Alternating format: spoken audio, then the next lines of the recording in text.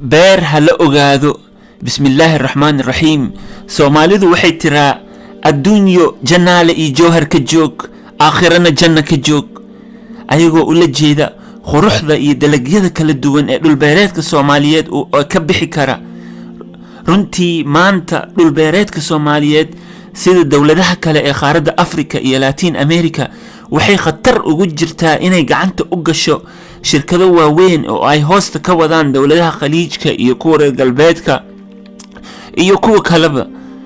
tan iyo markuu dhacay dhaqaalaha adduunka uu hoos u dhacay 2008 ayaa waxay sababtay in sicirka cunnada la dhoofiya inay aad u sarakacdo, taasoo saameyn weyn ku yeelatay dowladaha cunnada soo dhoofsada sida khaliijka iyo kuwa kale oo lacagta leh. taasna waxay ku sababtay in dowladaha khaliijka iyo kuwa kaleba ay bilaabaan inay ka ijaartaan dhulbeereed dhulalka Africa iyo Latin America ee saboolka ah. taasna waxay sababtay in beeraley oo yaryar oo danyar ah in la barakiciyo oo dhibaatooyin badan loo geysto. runtiina markii cilmi baaris lagu sameeyey sharikadahaas iyo oo dhulalka la wareegay waxyaabihii ay ballan qaadeen oo ah shaqo abuurista iyo kobcinta dhaqaalaha wax ka soo baxay ma jiro. xitaa waxaa dhacday in dadkii oo macnaa wadankii inay ayaga kaalmo dibadeed ay ku noolaadaan oo ay cunnadii isku filnaashadii ay haysteen ay gaari waayeen. marka tusaale ahaan waxaa jirta dalka Ethiopia ayaa waxay siisay dhulal aad u waaweyn shirkado kala duwan. tusaale ahaan dhulka deegaanka loo yaqaan Gambela ee oromada mujtamaca oromada ay degaan dhul gaarayo baaxadiisa dalka Faransiiska ayaa waxay siisay shirkad oo India laga leeyahay lagu magacaabo Koroturi.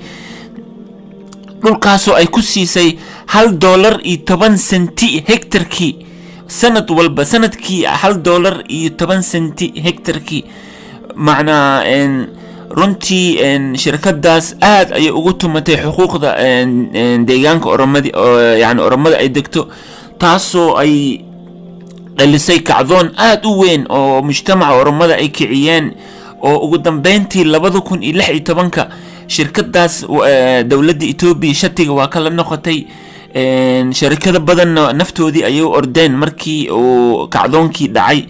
marka macnaa taa micnaheedu ma aha yani inaan ka soo horjeesano maalgashiga iyo maalgelinta. weligeed runtii Soomaaliya aad ayay u soo dhaweyn jirtay dadka maalgashada ama ganacsatada. taariikhyahankii Ibn Battuta ayaa wuxuu aad ugu qoray sida Soomaalida ay u martigeliyaan dadka ganacsatada iyo dadka maalgashada. laakiin Soomaalida waxaynan ogoleen maalgashi xaqdara ah oo aan danta guud iyo dalka iyo dadka ugu jirin. Soomaalidu waxa dabeecad u ah xaqdaro ma ogola. yani waxay doonayaan maalgashi oo yani oo dan ugu jirto qofka maalgashanayo iyo dadkiiba. marka runtii Soomaaliyay waa inaan ka baranaa khaladaadkii iyo waxyaabihii ay saxeen wadamada dariska nala ah iyo wadamada kaleba. qofka caqliga leh waa qofka ka barta khaladaadka dadka kale ay galaan oo aanan sugin intuu khaladka asaga ka galayo, maxaa yeelay waqtiga waa gaaban yahay. marka waxaa nala gudboon inaan ku fakarno mustaqbalka dhulbeereedka Soomaaliyeed oo aan ka hortagno qof alla qofkii oo xaqdaro kula maaga dhulbeereedka Soomaaliyeed, maxaa yeelay dhulbeereedka Soomaaliyeed waa calooshii wadanka. marka si taas loo gaarana ama loogu hortago waxaa nala gudboon inaan qaadno talaabooyinkan. marka hore waa inaan ogaana qiimaha iyo ahmiyadda beeraha oo caruurteenana aan ku barbaarina macnaa beer falashada. runtii haddaan Soomaali nahay beer falashada ma qiimeyno oo waa liidnaa. taasna waa ayaan daro. يعني markii aad fiiriso aragtidan oo yasida beeraha waxa aad uga soo horjeestay abwaan maxamed gacal xaayo ilaahay u naxariiste gabaygiisa beeraha la ogaado tix kamid ah wuxuu ku tiriyay waxay ahayd birta tacabka yaambada maxaa loo la bixi waayay badda khayr ka soo dagay indhuhu kuma bukacaane webii butaacaa baldoos lagu layaacahe buruska iyo yaambada dhashaa lagu barbaarshahe dadka booli kuma naaxo iyo baad la tuugsadaye bukaan iyo xanuun dawala-aan kuma boogsadaane beeraha shalambood maxaa loogu bixi waaye barkin lagu dhareeriyo hurdaad boga taqaaniine waa baaba iyo hoog haddii badar la waayaahe beese adag waxaa lagu helaa beeyada iyo fooxa bangiyadu ma buuxeen hadday beeraley jirine waxay bilisi faantaa hadday beer falataaye babaaygiyo muuskiyo waa beel nafaqadeede waxaa hadalka baaqiisu yahay beer ha la ogaado. tan labaad waxaa nala gudboon in dib loo heshiisiyo walaalaha Soomaaliyeed ee isku haysta dhulbeereedyada oo qof walba xuquuqdiisa loo kala celiyo. taas waxay suuro gelinaysaa in ay barakowdo beerihii oo ay barwaaqowdo maxaa yeelay cadaaladda iyo barwaaqada waa isbarbar socdaan. tusaale ahaan waxaa jirtay khilaafadii Cumar bin Cabdulaziz wuxuu xukunka hayay 2 sano iyo bar. khilaafadiisa waxaa la waayay qof zaka la siiyo barwaaqo awgeed.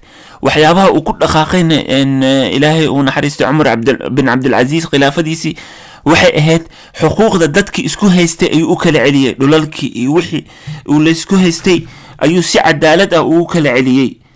sidoo kale midda saddexaad waa in wasaaradda beeraha iyo xanaanada xoolaha howshoodii dib loo abuuraa oo la sameeyaa aqoon isweydaarsi dhalinyarada hadda ka baxday jaamacadda ummadda ee beeraha iyo xanaanada xoolaha baratay iyo odayaashii hore oo ka shaqayn jiray wasaaradda beeraha iyo xanaanada xoolaha inay aqoon isweydaarsi sameeyaan lana sameeyo macnaa hiigsi oo dib loogu soo nooleynayo beeraha iyo xanaanada xoolaha Soomaaliyeed hadduu ilaah yiraahdo. midda afaraad waa in heshiis la galaa dowladaha dariska dhinaca webiyada hab maamulka webiyada sida loo maamuli lahaa oo fatahaada loogu celin lahaa iyo webiyadaas sida loogu faa'iideysan lahaa. taasna waa mid sahlan maxaa yeelay taariikhda adduunka qof biyaha oo webiga isku dagaalay ma jiro. macnaa mar walba waxay ku dhamaataa dhexdhexaadin. marka mujtamaca degan meelaha oo webiyada ay maraan dowladaha dariska mujtamaca degan waa mujtamac Soomaaliyeed oo aan Soomaalida walaalaha nahay. si kastaba ha ahaatee walaalayaal waxaa naga waana ah inaan lahaano aragti fog oo aan joojino indho ku garaadlanimada yaanan sugin inta jugtu noogu dhacayso. indho ku garaadlimada sabab yani waxaa aad noogu digay ama aan kusoo khatimaynaa abwaan maxamed xaashi gaariye gabaygiisa ee ahaa deganaana uma dhalan dubaha igu soo maqan lagu sii dareemo jeer dakhalka igu dhaco kama sii digniin helo. runtii madaxda sharafta leh waxaan ka codsanaynaa inay yani inta ay saxiixin caqdi inay ka fiirsadaan. runtii awowayaashii hore oo Soomaaliyeed markay gumaysigii wax u saxiixayeen ma aqoonin waxay saxiixayaan wixii kale. laakiin dhibaatada hadda jirta waxay tahay madaxdeena ayagoo og cawaaqib xumada ka soo socota ay haddana saxiixayaan. taasna waa ayaan daro. marka madaxdeena Soomaaliyeed macnaa madaxda federaalka waa inaad ka taxadartaan inaad saxiixdaan caqdi aan dan ugu jirin dadka iyo dalka Soomaaliyeed insha Allah taala. waxaan jeclahay inaad ka faa'iideysateen. waa barnaamijkii horumari ummadaada oo idin soo gudbiyay Baazi Xaaji Busuri. waxaa kaloo isku soo dubariday walaalkiin Axmed Amiin Xasan. fadlan la socda barnaamijkan waa barnaamij macnaa oo joogto ah hadduu ilaah yiraahdo. isdiiwaangeliya dhinaca YouTube-ka iyo Facebook-ka noo soo duceeya inuu ilaahay tawfiiqdana waafajiyo. anagana waxaan idin ballan qaadaynaa hadduu ilaah yiraahdo barnaamijyo xiiso leh oo aad fikrad ka qaadanaysaan hadduu ilaah yiraahdo. jazaakumullahu khayran.